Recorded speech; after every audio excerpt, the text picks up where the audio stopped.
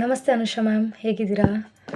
ಏನಂದರೆ, ನೀವು ಕಳಿಸಿಕೊಟ್ಟಂತಹ ಓಂ ಸಂಸ್ಕಾರ್ ಬುಕ್ಕು ನನಗೆ ಬಂದು ತಲುಪಿತು. ಹಾಗೆ ಇದನ್ನು ನಾನು ರೀಸೆಂಟಾಗಿ ಓದಿ ಮುಗಿಸಿದೆ. First of all thank you so much, ಇಷ್ಟು ವಂಡರ್ಫುಲ್ಲಾಗಿ ಬುಕ್ಕನ್ನು ನೀವು ಬರೆದಿರೋದಕ್ಕೆ. ಮತ್ತು ಏನಂದರೆ, ನನಗೆ ಓದೋ ಹ್ಯಾಬಿಟ್ಸ್ ಇದೆ. ನಾನು ಕನ್ನಡದಲ್ಲಿ ತುಂಬ ಬುಕ್ಗಳನ್ನು ಓದಿದ್ದೀನಿ. ಆದರೆ ಇಂಗ್ಲೀಷ್ ಬುಕ್ ಓದೋಕ್ಕೆ ಅದೇನೋ 1 ಪೇಜ್ ಓದ್ತಿದ್ದೆ, 2 ಪೇಜ್ ಓದ್ತಿದ್ದೆ. ಅದನ್ನು ಓದೋವಾಗ ಯಾಕೋ ಕನೆಕ್ಟೇ ಆಗ್ತಿರಲಿಲ್ಲ ನನಗೆ. ಮತ್ತು ಬುಕ್ಸನ್ನ ಕಂಪ್ಲೀಟೇ ಮಾಡ್ತಿರ್ಲಿಲ್ಲ. ಫಾರ್ ದಿ ಫಸ್ಟ್ ಟೈಮ್ ನಾನು ಒಂದು ಇಂಗ್ಲೀಷ್ ಬುಕ್ಕನ್ನು ಓದಿದ್ದೀನಿ ಅಂದರೆ ಅದು ನಿಮ್ಮ ಬುಕ್, ಓಂ ಸಂಸ್ಕಾರ್ ಬುಕ್. ಯಾಕಂದರೆ ಇದರಲ್ಲಿ ತುಂಬ ನೀಟಾಗಿ ಬರೆದಿದ್ದೀರ. ತುಂಬ ಹೈ ಲೆವೆಲ್ ಇಂಗ್ಲೀಷ್ನ ನೀವು ಯೂಸ್ ಮಾಡೇ ಇಲ್ಲ.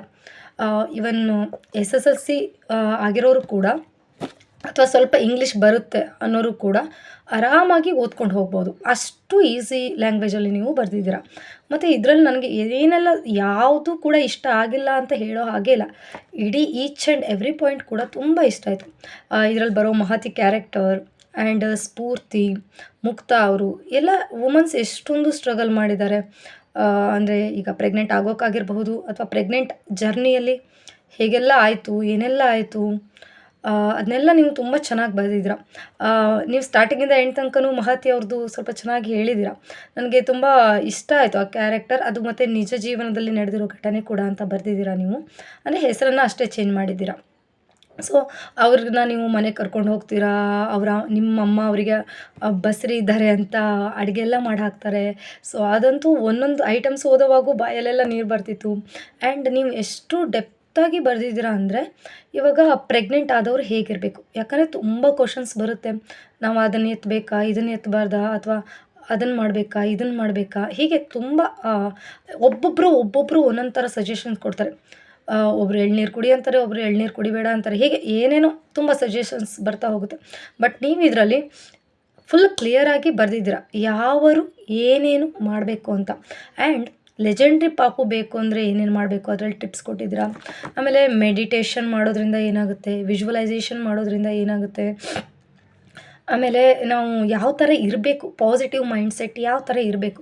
ಯಾಕಂದರೆ ಇವಾಗ ಪ್ರೆಗ್ನೆಂಟ್ ಆದ ತಕ್ಷಣ ಏನಾಗುತ್ತೆ, ಸುಸ್ತಾಗುತ್ತೆ, ಅಥವಾ ಮತ್ತೇನೋ ಆಗುತ್ತೆ.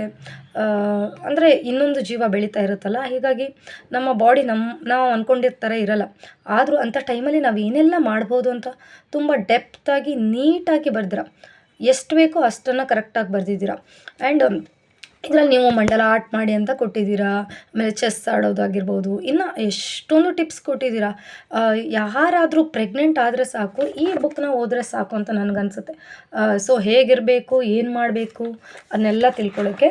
ಆ್ಯಂಡ್ ಎಷ್ಟು ಈಸಿ ಲ್ಯಾಂಗ್ವೇಜ್ ಅಂದರೆ, ದಿನಾಲೂ ನಾನೊಂದು ಮೇ ಬಿ ಒಂದು 5 ಡೇಸಲ್ಲಿ ಇದನ್ನು ಕಂಪ್ಲೀಟ್ ಮಾಡಿದ್ದೀನಿ. ಬಿಕಾಸ್ ಅಷ್ಟು ಅಟ್ರ್ಯಾಕ್ಟಿವ್ ಆಗಿದೆ ಈ ಬುಕ್. ಎಷ್ಟು ನೀಟಾಗಿದೆ ಅಂದರೆ, 1 ಪೇಜ್ ಓದ್ತಾ ಹೋದಾಗೆ ನೆಕ್ಸ್ಟ್ ಏನಾಗ್ಬೋದು ಕ್ಯೂರಿಯಾಸಿಟಿ, ನೆಕ್ಸ್ಟ್ ಏನಾಗಿರ್ಬೋದು ಅಂತ ಕ್ಯೂರಿಯಾಸಿಟಿ ಬರ್ತಾ ಹೋಗುತ್ತೆ. ಆಮೇಲೆ ನಿಮ್ಮ ಪ್ರೆಗ್ನೆನ್ಸಿ ಜರ್ನಿ, ಆಮೇಲೆ ನೀವು ಕೊರೋನಾ ಟೈಮಲ್ಲಿ ಇದು ಮಾಡಿರೋದಾಗಿರ್ಬೋದು. ಆ ಟೈಮಲ್ಲಿ ಎಷ್ಟೊಂದು ಸ್ಟ್ರಗಲ್ಸ್ ಇತ್ತಲ್ವ. ಸೊ ಇದು ನೀವು ಹಾಸ್ಪಿಟಲ್ಗೆ ಹೋಗ್ತಾ ಇದ್ದೀರಾ, ಅಲ್ಲಿ ಗಾಡಿಯಲ್ಲಿ ಬಿಡ್ತಾ ಇಲ್ಲ, ಆಮೇಲೆ ನೀವು ಹೇಗೋ ಹೋದ್ರಿ. ಆಮೇಲೆ ನೀವು ವಿಜುವಲೈಸೇಷನ್ ಮಾಡಿರೋ ಥರನೇ ನಿಮ್ಮದು ನಾರ್ಮಲ್ ಡೆಲಿವರಿ ಆಯಿತು. ಆಮೇಲೆ ನಿಮ್ಮದು 1 ಗೋಲ್ಡನ್ ಅವರಲ್ಲೇ ಎಲ್ಲ ಪಾಪುಗೆ ಹಾಲು ಕುಡಿಸೋದಾಗಿರ್ಬೋದು ಎಲ್ಲ ಮಾಡಿದ್ರಿ. ಬಿಕಾಸ್ ಆಫ್ ವಿಜುವಲೈಸೇಷನ್ ಪವರ್, ಅದ್ರ ಬಗ್ಗೆನ ನೀವು ತುಂಬ ಡೆಪ್ತಾಗಿ ಡೀಪಾಗಿ ಬರೆದಿದ್ದೀರ. ಸೊ ನಾನು ಎಲ್ಲರಿಗೂ ರೆಕಮೆಂಡ್ ಮಾಡ್ತೀನಿ ಓಂ ಸಂಸ್ಕಾರ್. ಈ ಬುಕ್ನ ಯಾರು ಬೇಕಿದ್ದರೂ ಓದ್ಬೋದು.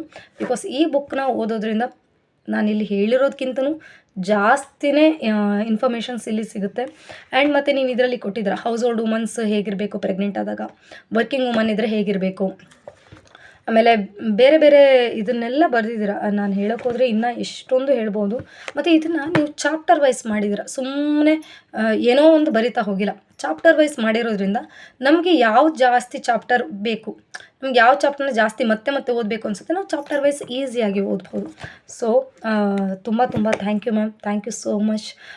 ಓಂ ಸಂಸ್ಕಾರ್ ಖಂಡಿತ ಇದು ಇಂಗ್ಲೀಷಲ್ಲಿದೆ, ಬಟ್ ತುಂಬ ಈಸಿ ಲ್ಯಾಂಗ್ವೇಜಲ್ಲಿದೆ. ಯಾರು ಬೇಕಿದ್ರೂ ಕೂಡ ಅಂಡರ್ಸ್ಟ್ಯಾಂಡ್ ಮಾಡ್ಕೋಬೋದು. ಹೈಲಿ ರೆಕಮೆಂಡೆಡ್ ಬುಕ್ ಅಂತ ನಾನು ಹೇಳೋಕ್ಕೆ ಇಷ್ಟಪಡ್ತೀನಿ. Thank you so much ma'am. Thank you Anusha ma'am.